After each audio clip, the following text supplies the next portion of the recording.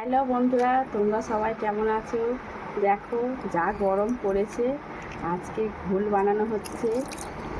এই প্রথমে দই ঢালা হয়ে গেল, এবার দইটাকে ভালো করে ফাটানো হচ্ছে।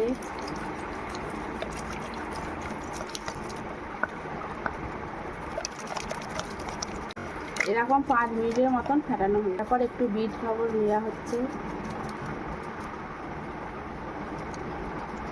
বিট লবণ দেওয়ার পর একটু ফাটানো হলো। এবার অল্প করে একটু সামান্য পরিমাণে চিনি দেওয়া হচ্ছে। বরফ দিয়ে একটু ফাটানো হচ্ছে।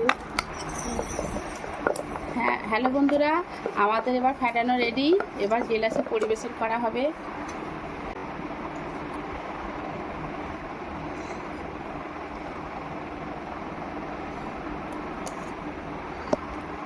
আমাদের গ্লাসে পরিবেশন করা হয়ে গেল।